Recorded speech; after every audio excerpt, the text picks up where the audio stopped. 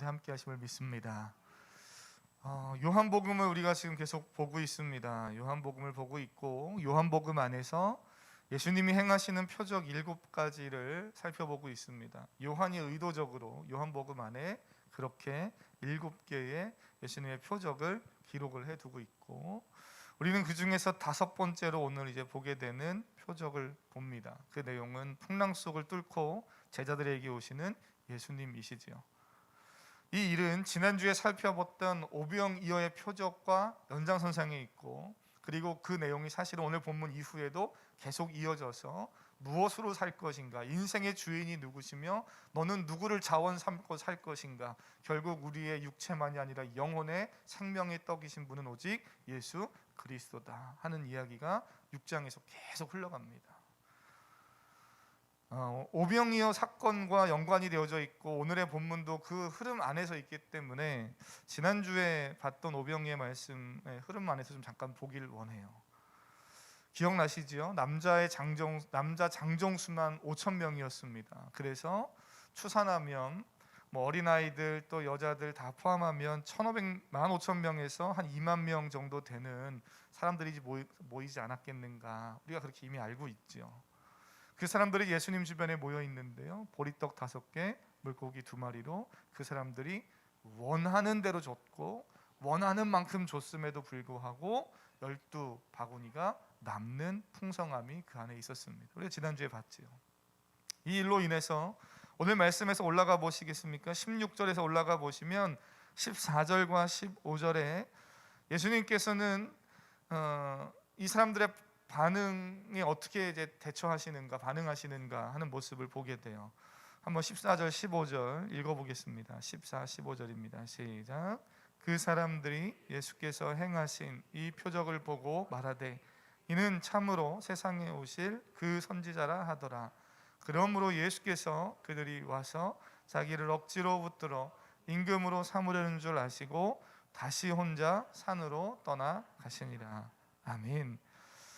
이 부분을 지난주에 설교하면서도 잠깐 마지막 부분에 언급했어요. 오늘 좀 계속 연달아서 좀 보면요, 예수님이 행하신 표적을 본 사람들의 반응은 예수님은 그 선지자다라는 거예요. 모세가 애굽에서 이스라엘 백성을 이끌어내서 가나안 땅으로 인도하여 냈듯이 이제는 예수라는 갑자기 혜성처럼 등장한 젊고 능력 있어 보이는 그러한 리더자가 자신의 삶을, 민족의 앞날을 이끌어갈 제2의 출애굽을 열어줄 그런 지도자다, 모세와 같은 선지자다라는 기대가 그들 속에 있었습니다. 예수님을 선지자로 고백하는 것 틀린 것은 아니에요. 그래서 그들이 그 선지자인가 보다라고 말하는 건 말씀도 잘 알고 있고 나름대로 이 예수님을 잘 본 겁니다. 그런데 여기 한 가지 문제가 있음을 오늘 요한은 본문에서 이야기해 주죠. 그들이 생각하는 예수님은 삶의 문제, 먹고 사는, 요즘 우리의 표현으로 하면 민생의 문제, 우리가 지금 선거 앞두고 가장 국민들이 고민하는 이거 아닙니까? 누굴 뽑아야 될까? 과연 이 국가의 민생의 문제, 내 삶의 개인의 문제를 넘어서 사회, 안보, 여러 가지 이 상황들을 과연 누가 잘 이끌어갈 것인가? 이게 심각한 문제잖아요. 그리고 어쨌든 우리 일상의 삶을 사는 평범한 우리 모든 성도님들, 국민들은 어쨌든 이 민생의 문제가 참 중요하죠. 이게 먹고 사는 게 이게 저급한 일이 아니에요. 되게 중요한 일이에요. 예수님이 그 문제를 해결하실 분으로, 더 나아가서는 나라와 민족을 이끌어줄 지도자로 생각하고 있다는 거예요. 저 정도면 저분이라면 내 인생의 배고픔을 해결하실 수 있지 않겠는가? 내 삶의 필요를 넉넉히 해결하실 수 있는 분이 바로 저분 아니겠는가? 저분이면 민생을 해결하실 수 있겠다, 우리를 독립하게 하실 수 있겠다. 예수님은 그러한 그들의 생각을 아셨습니다.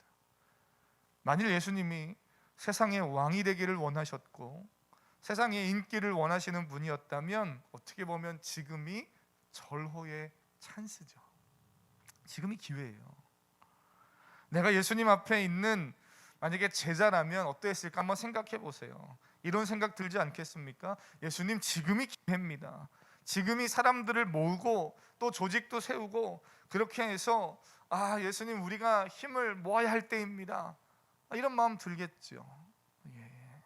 제가 너무 세상적이어서 저만 그런 생각을 하는지 모르겠지만 하여튼 그런 생각을 할 거예요. 내가 예수님의 최측근이 돼서, 내가 예수님의 좌편 우편에 앉아서 예수님이 왕이 되시면 나는 이제 뭐 하지? 이런 생각을 했을 거예요. 실제로 예수님을 따라다니며 말씀을 배우고 듣고 또 많은 기적과 이적을 봤던 제자들조차 예수님이 십자가 사건, 십자가 지시기 바로 그 직전의 사건까지도 예수님이 누구인지를 잘 몰랐습니다. 그래서 그들이 왜 예수님이 이 땅에 오셨는지, 왜 십자가를 향해 가시는지 예수님이 누군지를 모르다 보니까 그들이 그 마지막 예수님이 십자가 지는 그 순간 앞에서까지도 그들은 서로 다투지요. 누가 더 큰 자일까? 그리고 어떤 제자들은 내가 예수님의 좌편에 우편에 앉길 원하는 그런 모습들이 그들 가운데 있었어요. 그들이 언제 깨닫게 됩니까? 예수님의 부활을 경험하고 성령을 체험하고 난 후에 비로소 복음이 깨달아지기 시작합니다. 예수 그리스도가 누구인지를 그들이 드디어 전하게 됩니다. 사랑하는 성도님, 예수님의 표적을 보고 모인 무리들만이 아니라 예수님과 근거리에서 말씀을 배우고 놀라운 표적을 함께 경험하고 있던 제자들도 예수님에 대해서 참 무지했어요. 이런 상태, 이러한 분위기 속에서 제자들은 오늘 본문에 예수님은 제자들을 또 새로운 장소로 이렇게 몰아가십니다.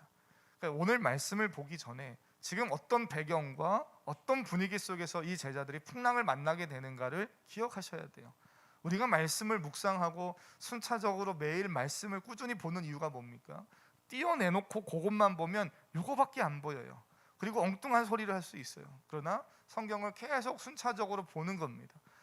성경을 기록하게 하나님의 감동으로, 성령의 감동으로 성경을 기록한 요한은 과연 이 말씀의 흐름 속에서 뭘 우리에게 지금 전하려고 하는가? 하나님은 말씀 속에서 우리에게 뭘 말씀하시려고 하는가? 그런 흐름 안에서 오늘 말씀을 좀 보려고 해요. 먼저 예수님이 오늘 본문에 있는 14절 15절 읽으셨는데요, 사람들을 흩으십니다. 모아야 할 때예요. 오히려 인간적으로 세상적으로 보면 모아서 힘을 더 강하게 해야 될 때인데 오히려 사람들을 흩으시지요. 그리고 예수님은 산으로 올라가십니다. 사람을 모아야 한다고 생각했던 제자들에게는 황당한 일일 거예요. 근데 말씀을 가만히 묵상하다 보면 사랑하는 성도님, 우리가 이 사실을 늘 가슴에 담아둬야 돼요.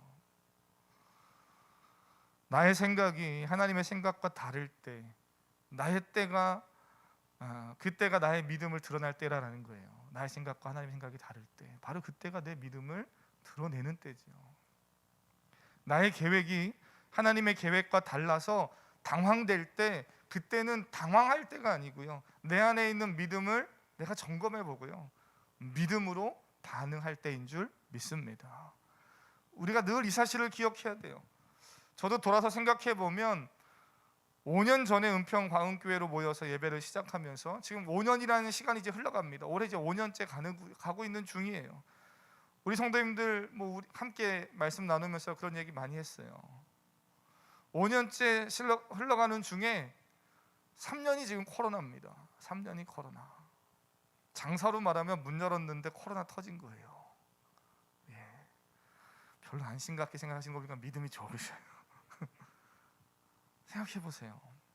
근데 그때마다 지난 5년간 말씀을 쭉 돌아보고 성도님들과 함께 나눴던 말씀들 떠올려 보면 늘 하나님이 말씀 속에서 우리에게 주시는 내용은 동일하게 일관됩니다.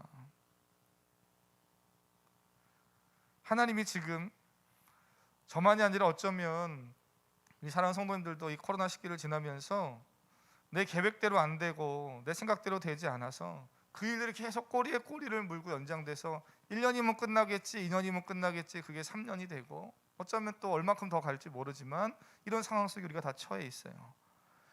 그로 인해 육체적으로는 스트레스를 받기도 하고 또 마음이 상하기도 하고 여러 가지 일들이 있기도 합니다. 왜요? 그리스도인이라고 왜 마음에 상처가 없고 그리스도인이라고 왜 아픔이 없겠어요? 그리스도인도 여러 가지 그 풍랑과 상황들을 만나지요. 근데 그때마다 배우는 게 있더라고요. 5년이라는 시간 동안 돌아보면서 늘 하나님이 우리에게 하시는 말씀은 나의 생각이 하나님의 생각과 다를 때 그때가 나의 믿음을 드러낼 때라는 거예요. 나의 계획이 하나님과 달라서 당황될 때 당황할 것이 아니라 내 믿음으로 반응하고 믿음을 나타낼 때다 하는 것을 말씀을 통해서 계속 보게 됩니다. 사랑하는 성도님, 예수님은 늘 나를 찾아와 주시고 내가 믿음으로 반응하기를 원하십니다. 오늘 본문도 마찬가지예요.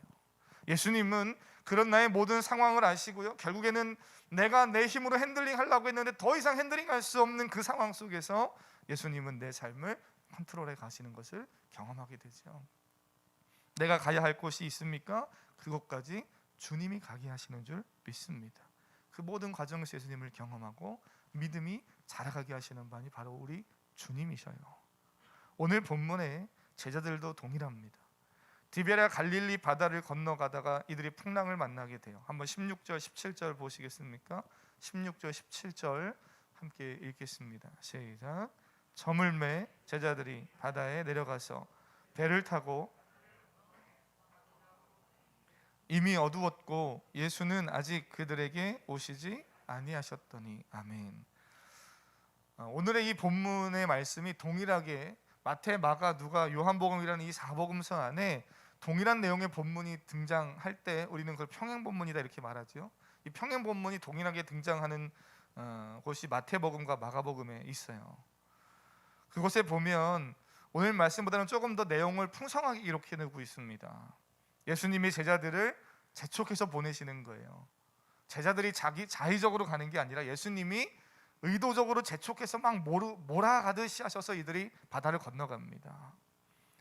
또 물 위로 걸어오시는 예수님을 보고 유령이라고 놀라는 모습이 기록되기도 하고, 그런 상황 속에서 또 베드로라는 한 제자는 또 뛰어들어서 주님께 나아가려고 하다가 물에 빠지는 사건, 예수님이 다시 또 세워주시는 사건, 뭐 이런 이야기들이 풍성하게 기록되어져 있어요. 근데 그와 달리 요한의 내용은 조금 간결해 보입니다. 근데 그 간결함 속에 요한은 예수님이 누구인지를 선명하게 드러내고 있어요. 요한의 핵심은 요한이 표적으로 보여주려고 하는 이 7가지의 내용 속에서는 다양한 사건 속에서 사람들이 어떻게 반응했는가도 중요하겠지만, 요한의 핵심은요, 사람이나 주변 환경의 배경이 아니라 예수 그리스도가 누구인지를 선명하게 드러내는 게 목적이에요. 먼저 16절과 17절에 오늘 상황을 보면 요한이 그럼에도 불구하고 몇 가지 우리에게 주는 정보들이 있는데요, 16절에 17절에 보니까 지금의 장소는 육지입니까? 바다입니까? 바다입니다. 바다예요. 이 바다는 요한복음 6장 1절로 올라가 보시면 1절에 예수께서 디베랴 갈릴리 바다 이런 표현이 나오죠. 그 같은 장소 안에서 지금 일어나는 일이에요. 디베랴 갈릴리 바다입니다.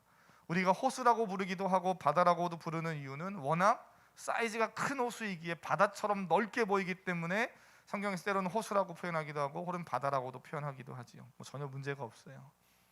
근데 이 호수의 특징은, 이 바다의 특징은 공기의 흐름에 따라서 돌풍이 불면 큰 풍랑이 그곳에서 일어난다는 겁니다. 호수임에도 불구하고 워낙 크니까 또 지형적으로 지리적으로 돌풍이 불면 풍랑이 일어나는 그러한 호수였어요. 시간을 언제라고 그럽니까? 저물 때라고 그러죠. 이미 어두웠다 이렇게 말합니다. 그리고 중요한 표현이 하나 등장해요. 혹시 말씀을 읽고 묵상하셨던 성도님들 이 본문 보실 때 표시를 하셨는지 모르겠는데요, 예수는 아직 그들에게 오지 아니하셨다라는 겁니다. 한번 고백해 볼까요? 예수는 아직 그들에게 오지 아니하셨다. 시작. 저는요, 이 부분을 이렇게 다 표시를 해두면서 이렇게 읽고 묵상했어요. 왜냐하면 저물매, 또 이미 어두웠고 예수는 아직 그들에게 오시지 않았다. 어떤 느낌이십니까? 제자들이 지금 바다를 건너가는 분위기가 어때요? 그냥 단순히 제자들이 건너가는 그 상황이 캄캄한 밤이었다, 이것만 느껴지십니까? 말씀을 읽고 묵상하시면서 가만히 보면 점점 이 분위기가요 어두워지죠. 캄캄해지고 있는 것 맞습니다. 그런데 그러한 보이는 현실의 상황만이 아니라 제자들의 믿음, 그들의 영적 상태도 어둡다는 것을 보여줘요. 예수님께서 아직 그들 가운데 오시지 않았다. 예수님은 제자들을 먼저 보내시고요, 산에 올라가셔서 기도하고 계십니다. 오늘 본문에는 그런 자세한 설명을 요한은 하고 있지 않지만 다른 평행 본문을 보면 예수님은 산에서 기도하고 계시고 제자들은 그 바다를 지금 호수를 건너가고 있는 중이에요. 그리고 예수님은 하나님이시기 때문에 그 모든 상황을 아시고 보고 계십니다. 예수님이 아직 그들 가운데 함께하고 계시지 않는 상황이에요. 이들만 따로 보내고 있는 상황이죠. 오병이어 표적 이후에 제자들과 무리들의 반응에서 볼 수 있듯이 이들은 예수님이 행하시는 표적 때문에 따르고 있는 사람들이에요. 제자들이기는 하지만 무리들과 별반 다르지 않습니다. 예수님을 보면서 예수님이 아닌 예수님의 표적, 예수님이 내게 행하실 일들 보면서 따라가는 무리들과 이 제자들 별반 차이 없어요. 그 선지자라고까지도 고백하긴 했지만 여전히 그들이 생각하는 선지자는 자신의 필요를 채워주는 오병이어의 기적을 행하시는 그러한 어떠한 삶의 지도자, 그죠? 왕이 되실 분, 이 정도로밖에 보지 못하고 있는 거예요. 그들의 눈앞에 예수님이 계시고 예수님이 그들과 동행하고 계시지만 아직 그들의 삶에 예수님이 계시지 않다는 겁니다. 그래서 저는 바다 저물 때 이미 어두웠고 예수님이 그곳에 아직 계시지 않다. 그 현실의 상황만 설명해 주는 것이 아니라 그들의 영적인 상태를 또 잘 보여주고 있음을 저는 봐요. 이들은 예수님과 상관없는 삶, 자신의 힘과 세상의 자원으로 사는 삶으로 여전히 꽉 차 있습니다. 목사님 아닌 것 같은데요 라고 하시는 분들은 이들이 바다에서 반응하는 모습 보세요. 예수님과 상관없는 삶, 무엇보다 자신의 힘과 자신의 자원으로 자신의 능력으로 살아가는 삶이 여전히 그들의 삶을 붙잡고 있어요. 아직도 바뀌지 않았어요. 풍랑 속에서 여실히 드러나는데요, 한번 19절 보시겠습니까? 19절 함께 읽겠습니다. 시작. 제자들이 예수께서 바다 위로 걸어 배에 가까이 오심을 보고, 아멘, 큰 파도가 일어나기 시작합니다. 그때의 반응을 19절은 보여주고 있어요. 제자들은 지금 예수님 없이 배를 타고 가다가 풍랑을 만난 거죠. 아마 이들은 지금 만난 풍랑이 낯설지 않았을 겁니다. 익숙한 풍랑이에요. 저처럼 서울에서 지금 살고 있는 사람은 좀 낯설 수 있지만 우리 성도님들 중에서 바닷가 근처에서 고향에서 사시는 분들은 늘 바다에 이렇게 풍랑이 불고 파도가 크게 치는 것 익숙할 겁니다. 어느 지역에 살고 있느냐에 따라서 익숙함이 다르잖아요. 오늘 이 제자들은요, 이곳이 늘 익숙한 곳이에요. 늘 보던 풍랑이고 익히 들어서 알고 있는 풍랑입니다. 중간에 잠깐 말씀드렸듯이 이곳 호수에는 갑작스럽게 돌풍이 불면 큰 풍랑이 일어나는 곳이에요. 당연한 곳이어서 알고 있습니다. 또한 제자들 중에는 뱃사람도 있기에 자신들이 지금 이 상황에서 무엇을 해야 되는지를 누구보다 잘 알아요. 자신의 힘, 자신의 인생 경험, 세상의 자원으로 지금까지 살아왔듯이 이들은 이 또 풍랑을 뚫고 가려는 겁니다. 그 모습이 보이십니까? 19절 뭐라 그래요? 아까 읽으셨지요? 제자들이 노를 저어 10여리쯤 가다가 그럽니다. 18절에 큰 바람이 불어 파도가 일어났고요. 큰 파도가 일어났지만 이 정도 파도면 감당할 수 있는 파도야. 이 정도 파도면 평상시에는 이거보다 더 큰 파도도 부는데 이 정도면 지나갈 수 있어 생각하고 이들이 10여리를 가고 있다는 거예요. 노를 저어서. 10여리가 얼마큼입니까? 오늘 본문에서 말하고 있는 4km, 5km 정도 되는 거리를요, 배를 타고 노를 저어서 가는 게 무슨 큰 배도 아니잖아요. 그들이 기껏 타봐야 노젓는 배니까 얼마나 큰 배였겠어요. 그거 타고 노저어서 가고 있습니다. 제자들이 나름대로 이 정도는 감당할 수 있다고 생각한 거예요. 이 정도는 익숙하고 이 정도는 큰 문제가 아니다. 내 인생에서 이 정도는 내가 충분히 경험해봤고 감당할 수 있는 문제다. 인생의 노하우, 삶의 노하우, 뱃사람으로서의 경력을 총동원하여서 지금 헤쳐가니까 4-5km나 가지요. 안 그랬으면 돌아갔겠죠. 이들의 모습을 잘 보면 풍랑을 만난 제자들은 사실 아무런 잘못이 없잖아요. 이들이 잘못한 거 있습니까? 큰 잘못은 없어 보여요. 예수님이 가르니까 그냥 배 타고 가는 중이고 풍랑 만났어요. 그들이 죄가 있어 풍랑 만난 것도 아니고요. 오히려 풍랑을 만났을 때 열심과 성실로 이걸 지금 극복하고 있어요. 이들이 지금 열심이 부족한 것도 아니고 성실이 부족한 것도 아니에요. 근데 왜 풍랑 만납니까? 잘못한 것도 아니라니까요. 오히려 그들은 열심히 자신의 힘과 노력, 기술, 자신에게 주어진 상황을 그 모든 것으로 잘 극복하고 있는 중이에요. 그런데 정말 이들이 해야 할 중요한 한 가지를 안 하고 있는 이것이 정말 심각한 문제죠. 이것이 핵심이죠. 어떻게 보면 이것이 인생의 핵심이고, 이것이 제자의 삶이고, 이것이 그리스도인의 삶인 거예요. 그게 뭡니까? 예수님을 찾는 거죠. 예수님을 찾는 거. 어떤 상황에 있든지 예수님을 찾는 거예요. 자녀를 양육하는데요, 내 맘대로 잘 안 돼요.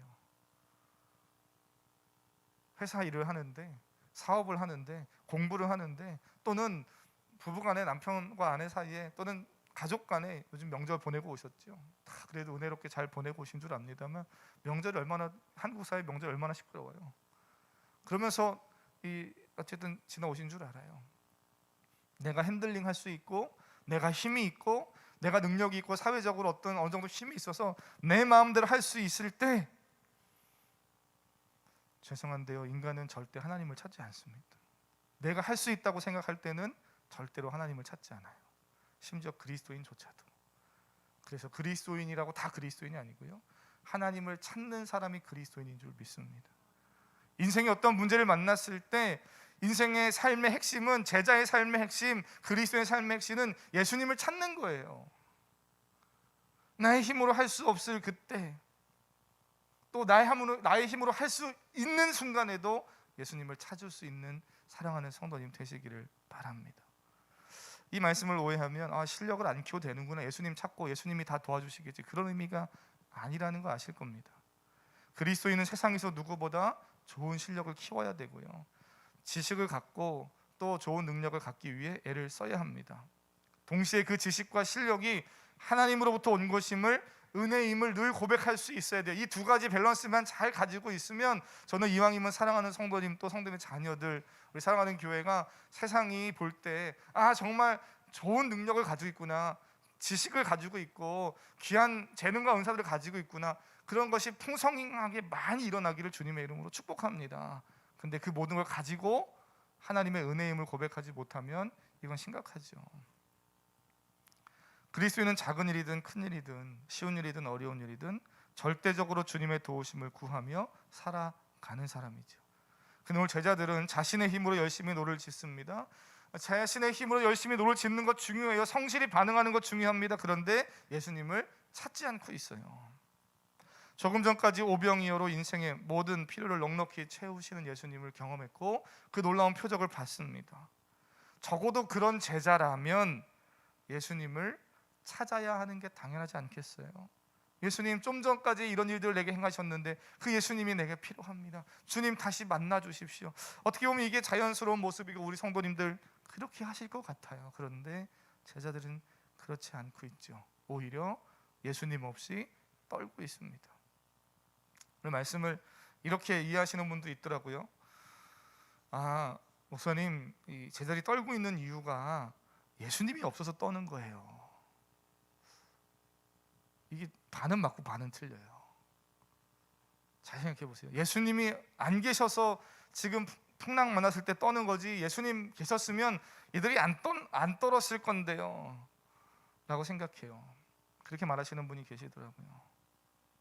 예수님이 계셨으면 풍랑을 안 만났습니까? 예수님이 계셨으면 풍랑을 만나도 안 떨었습니까? 잘 생각해 보세요. 성경에도 그런 일이 있잖아요. 예수님과 함께 해도 풍랑을 만나고, 예수님과 함께 해도 두려워 떠는 모습들이 있어요. 예수님이 계셔도 인생에서 예기치 못한 풍랑을 만나기도 하고, 예수님이 계셔도 이 세상을 사는 인간이라면 하나님이 주신 자유의지가 있고 정상적인 사람이라면, 감정과 또 그런 인격이 있는 사람이라면 두려움을 느낄 겁니다. 예수님이 계시는 것 당연히 중요해요. 저는 사랑하는 성도님의 삶의 현장에, 그것이 학업이든 가정이든 어디든 예수님이 계시기를 축복합니다. 예수님 계시는 것 중요해요. 근데 더 중요한 건 누구예요? 오늘 본문이 우리에게 뭘 얘기하는 겁니까? 그 예수님이 계시지 않아서가 아니라, 예수님이 계셔도 그 예수님이 누구인지를 모르면 아무 소용이 없다는 거예요. 사랑하는 성도님, 예수님이 여러분 삶에 계시길 축복합니다. 안 계시면 안 돼요. 그러나 그 나와 함께 계시고 내 삶에 계시는 그 예수님을 나는 누구라고 고백하는가, 이게 더 중요한 거예요. 사실은 나는 그 예수님을 누구라고 고백하는가, 나는 그 예수님을 누구라고 믿고 있는가? 예수님은 언제나 우리와 함께하는 분이십니다. 그 예수님을 세상 사람들이 바라보듯이 무슨 부적 붙이듯이 미신으로 뭐 하나 들고 다니듯이 그렇게 소장하고 다니는 장식품을 여기는 것은 믿음이 아니잖아요. 우리가 말하는 믿음은 뭐예요? 나와 함께 계시는 예수님, 그분이 나의 구원자요 창조주이심을 믿는 것, 이게 믿음입니다.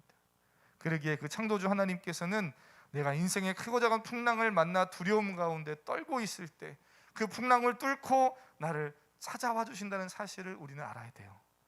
그리고 그 사실을 믿어야 됩니다. 코로나가 지금 3년간 지나가고 있는데요, 사랑하는 성도님, 이 사실을 기억하고 계십니까? 이 사실을 믿고 계세요?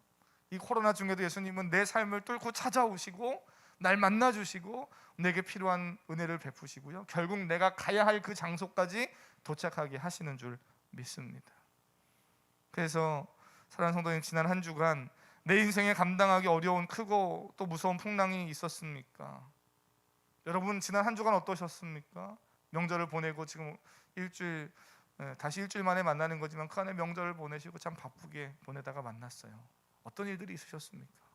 주님이 내가 감당하기 어려운 크고 작은 풍랑 앞에서 그 모든 것 뚫고 지금 내게 오신다는 것 믿으시기를 바랍니다. 그리고 그 주님이 우리에게, 제자들에게 하셨던 말씀을 동일하게 하셔요. 오늘 본문에서 어떻게 보면 제일 중요한 표현입니다. 한번 읽어보겠습니다. 20절 함께 있습니다. 시작. 이르시되 아멘, 내니 두려워하지 말라. 예수님이 두 가지를 말씀하셔요. 하나는 뭐예요? 나다. 나다. 내니 두려워 말라. 이게 이제 연결되어 있는 것 같지만 사실은 나다.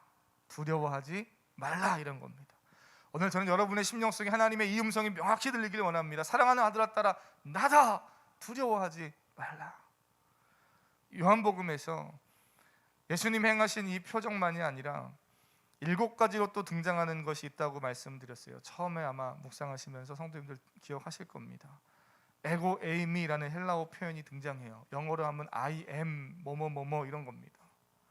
예수님은 요한복음에서 나는 생명의 떡이다, 나는 세상의 빛이다, 나는 양의 문이다, 선한 목자다, 우리가 지난 금요일날 살펴봤죠. 이런 말씀 선포하실 때마다 예수님은 에고 에이미 하면서 뭐뭐뭐다 이렇게 말씀하시는 거예요. 오늘 본문에서도 풍랑을 뚫고 두려움에 떨고 있는 제자들을 향해 오셔서 하신 첫 마디가 바로 이 에고 에임입니다. 헬라어로 그대로 하면 에고 에이미, 영어로 하면 I am 이러면서 예수님 말씀하시는 거예요. 나다. 출애굽기에서 우리가 하나님이 모세를 부르실 때 모세가 하나님께 질문했던 내용 아실 겁니다. 하나님, 저들이 이스라엘 백성들이 갑자기 내가 나타나서 하나님이 보냈다고 하면 네가 만난 그 하나님, 널 보낸 하나님이 누구냐, 그분의 이름이 뭐냐고 물을 때 내가 뭐라고 얘기합니까? 그때 하나님이 뭐라고 말씀하셔요? 나는 스스로 있는 자다. 그때 하신 말이 I am who I am이잖아요. 나는 나다라는 거예요. 나는 스스로 존재하는 나다. 누가 만든 게 아니라는 거예요. 태초부터 계시고 누군가로부터 어디서부터 오신 분이 아니라 창조주이시며 온 만물의 주인이신 하나님, 그분이라는 거예요. 그분을 만난 자는 인생의 거대한 풍랑 속에서도 두려움이 아니고 평안을 느끼는 줄 믿습니다. 그 주님을 내 안에 모시고 사는 인생은 그 주님이 내 인생의 주인 되시는 사람에게는 그 어떠한 풍랑을 만나도 잠잠케 되는 은혜가 있다는 거죠. 사랑하는 성도님, 예수님을 믿고 그리스도로 살아간다는 것, 풍랑이 없는 삶이 아니라 풍랑을 만나게 되더라도 거센 풍랑을 뚫고 찾아오시는 창조주 하나님을 더욱 믿음으로 의지하고 경험하는 삶, 이게 믿음이고 믿음의 삶이에요. 코로나가 아니라 코로나 더한 것이 와도 우리는 그 모든 풍랑을 뚫고 갈 겁니다. 우리가 뛰어나서요? 아니요. 그 모든 풍랑을 뚫고 오시는 주님이 여러분과 함께 계시고, 그 주님 우리가 깊이 알아가고 경험하면 경험할수록, 고백하고 붙잡고 의지할수록 우리는 이기고 통과해 가는 줄 믿습니다. 풍랑을 피하는 것이 목적이 아니라, 예수님을 풍랑의 수단으로 삼는 것이 아니라, 우리는 오히려 인생 속 풍랑을 통해서 예수님을 깊이 알아가는 성도로 살아가는 거예요. 풍랑이 예수님을 알아가는 도구가 되게 하시는 믿음 있는 성도님 되시기를 바랍니다. 그래서 오늘 이 본문에 제자들이 풍랑을 만나게 된 사건, 우리가 너무나 잘 아는 말씀이지만 어떻게 보이십니까? 또 어떻게 말씀을 듣고 보고 계십니까? 눈에 보이는 사실만 보면 감당하기 어려운 위기요, 인생의 풍랑을 해결하시는 예수님의 모습, 그냥 거기서 끝날 수 있어요. 하지만 믿음으로 보면 나의 믿음을 성장시키는 사건입니다. 과거에 여러 가지 어려움이 있는 성도님도 있고 지금 또 어려움을 만나는 성도님도 있어요. 분명하게 고백할 수 있는 건 하나님은 그 일을 통해 내게 찾아오시고 내가 믿음으로 반응하길 원하시며 믿음으로 반응할 때 내 믿음이 자라게 하신다는 거예요. 그리고 문제를 해결하시고 두려움을 제하시고 내가 가야 할 그곳에 도착하게 하시는 하나님인 줄 믿습니다. 저는 말씀 이렇게 마치려고 해요. 지난 명절 전에 코로나로 거의 1년 2년 못 보던 성도님 교회에 와서 저 얼굴 잠깐 뵐 일이 있었어요. 그래서 얼굴 보고 서로 이야기 잠깐 하고 기도하고, 그래서 참 오랜만에 한 1, 2년 만에 온라인으로 예배하겠지만 그래도 얼굴로 이렇게 보니까 너무 반갑더라고요. 근데 더 반가운 건 제가 목사로서 더 반갑고 감격됐던 건 교회 문을 열고 들어와서 목사님 하면서 이런저런 얘기 나누면서 얘기를 하는 중에 이렇게 앞으로 쫙 걸어와요. 그러더니 그분이 이렇게 강대상을 만지면서 특별한 얘기 안 하셔요. 하나님 너무 오랜만이네요. 이렇게 오랜만에 교회를 오다니 이러면서 혼잣말로 중얼중얼 하시면서 강대상 이렇게 만져요. 제가 서 있는 이 강대상 비싼 크리스탈도 아니고 금이 붙어 있는 것도 아니고 인테리어 공사 5년 전에 할 때 나무로 짜서 만들어서 필름지 붙인 거예요. 비싼 것도 아니에요. 근데 그분이 여기 대단한 게 있다고 와서 이거 걸어 만지면서 이렇게 오랜만에 교회로 가, 어떻게 된 일이야 하나님 이러면서 하는 그런 혼자 독백의 소리를 제가 저 뒤에서 들을 때 목사로서 참 너무 마음이 뭉클하기도 하고 안타깝기도 하고 또 감동이 되기도 하고 그래요. 아마 여기 예배하시는 모든 성도들은 다 동일한 마음이실 겁니다. 현장에 와서 예배하고 있어도 예전처럼 막 더 부르짖어 기도하고 활발히 교제하고 막 선교하고 복음 전했던 그 일을 내가 하지 못하는 이 상황에 참 마음 안타깝고 주님 어째 이런 상황을 만났어요. 우리가 어쩌다가 이게 이렇게 벌써 3년이라는 시간이 흘러가요. 아마 동일한 마음이실 거고요. 온라인으로 예배하는 분들 동일한 줄 압니다. 어려운 중에도 예배하고 계시지만 저는 분명하게 믿습니다. 오늘 말씀처럼 예수님이 사랑하는 성도님의 삶의 현장에 한 분 한 분 다 찾아가시는 줄 믿습니다. 때론 내가 도저히 감당할 수 없는 이거는 이제는 안 된다, 나의 한계를 넘어서는 상황이라 할지라도 예수님은 그걸 뚫고 정확히 내 앞에까지 오셔서 나다, 두려워하지 말라. 할렐루야. 그래, 사랑하는 성도님, 지금까지 내 힘으로 해보려고 했었던 거 있다면 제발 좀 부탁드립니다. 내려놓으실 수 있기를 바랍니다. 제가 5년간 여기서 성도님들과 예배하고 배운 거 하나는 내 힘으로 아무리 발버둥 쳐도 내가 할 수 있는 건 한 발도 못 나간다는 거예요. 하나님이 하게 하시고 하나님이 모이게 하시고 하나님이 일을 진행하셔야만 일이 되어지더라고요. 그래서 기도가 필요하고 함께 믿음으로 반응하는 것이 중요한 거예요. 가정에서 자녀를 양육할 때도, 회사를 출근할 때도, 사업을 할 때도, 공부를 할 때도, 특별히 사랑하는 우리 학생들, 청년들, 결혼을 준비하고 또 취직을 하고 또는 공부를 하고 여러 가지 상황 속에서 하나님은 살아가는, 하나님으로 살아가고 하나님과 동행하는, 그래서 사명을 잘 감당하는 우리 사랑하는 성도님 되길 주님의 이름으로 축복합니다. 함께 이 찬양 좀 고백하려고 합니다.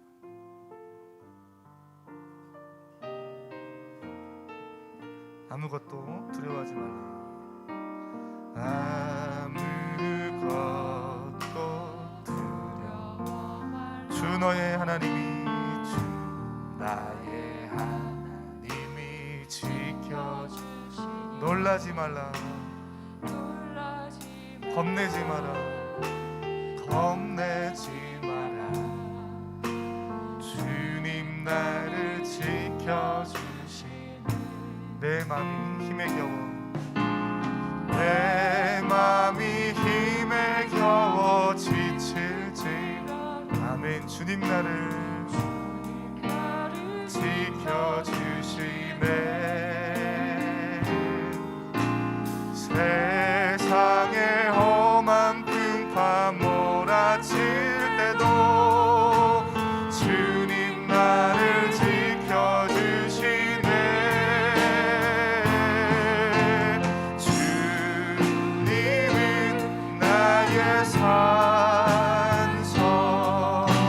주님은 나의 요새, 주님은 나의 소망, 나의 힘이 되시며. 내 맘이 힘이 겨워 지칠지라도, 내 맘이 힘에 겨워 지칠지 주님 나를 지켜주시네. 주님 나를 지켜주시네. 할렐루야. 주님 세상의 험한 풍파 몰아칠 때도 주님 나를 지켜주시네.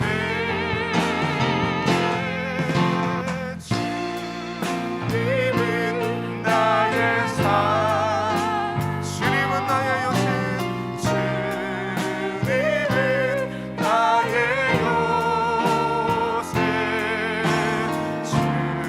주님은 나의 소망, 나의 힘이 되시고, 나의 힘이.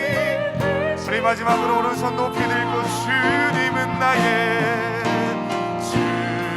주님은 나의 산성, 주님은 나의 요새, 주님은 나의 소망, 나의 힘이 되신, 나의 힘이 되신 여호와, 나의 힘이 되신 여호와, 나의 힘이 되신, 나의 힘이 되신 여호와. 우리 그 주님의 이름 한번 부르며 기도하겠습니다. 주여.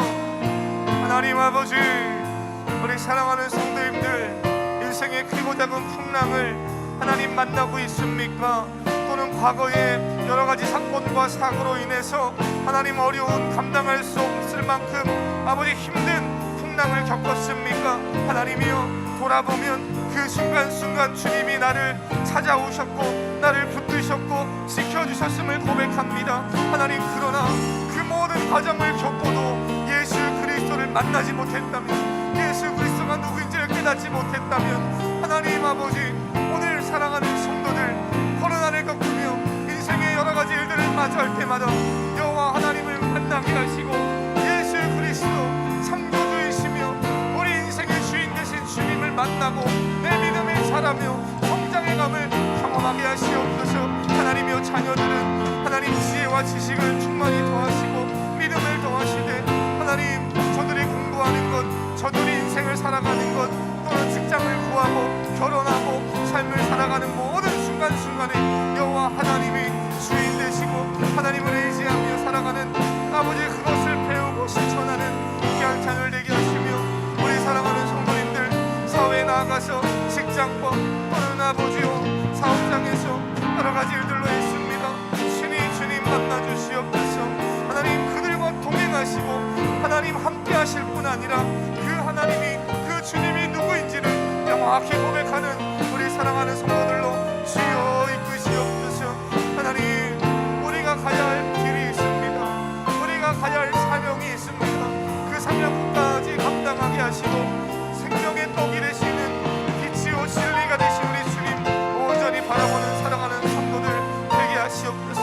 어린아이들부터 하나님 우리 장성한 성도님들에 이르기까지 한 영혼 한 영혼, 하나님 오늘 어떠한 기도 제목이 있습니까? 어떠한 두려움이 있습니까? 어떠한 걱정이 있습니까?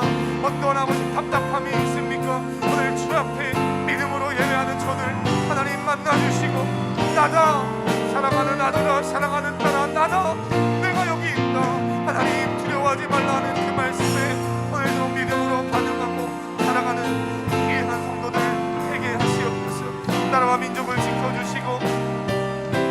아버지 대선을 앞에 두고 또 사회가 여러 가지로 복잡하고 올라가는 가운데 아버지 경기는 아버지 흔들리고 무너지는 아버지 코로나로 인해 아버지 바이러스는 확산되는 이 상황 속에서 있지만 하나님 우리는 믿습니다. 우리는 기대합니다. 하나님이 이루실 일들 또 하나님이 우리 가운데 행하실 일들 우리가 믿음으로 기도하오니 나라와 민족을 위해 기도하게 하시고 교회를 위해 기도하게 하시고 하나님이여 아버지 또한 아버지 사랑하는 사역자들 하나님 아버지 복음을 위해 쓰는 하나님 아버지 믿음의 사람들 하나님 붙드시옵소서. 우리 은평 광흥교회를 붙들어주시고 아버지 함께 동역하며 사역하는 귀한 사역자들과 가정과 사랑하는 성도님들 귀한 직분자들 귀한 리더들 또 다음 세대의 귀한 자녀들 한 영혼 한 영혼 도우시옵소서.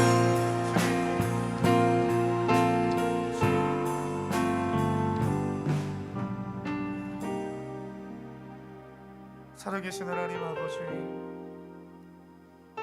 우리 안에 여전히 과거의 일들로 두려움이 있기도 하고 과거에 만났던 그 풍랑으로 인해 헤어나지 못하여서 크고 작은 답답함이 있기도 합니다. 주님 그런 성도들이 있습니까? 이 시간 찾아가셔서 나다 두려워하지 말라 하시는 그 음성 하나님 들려주시옵소서. 그리고 그 주님을 붙잡고 믿음이 자라가는 귀한 시간들 되게 하시옵소서.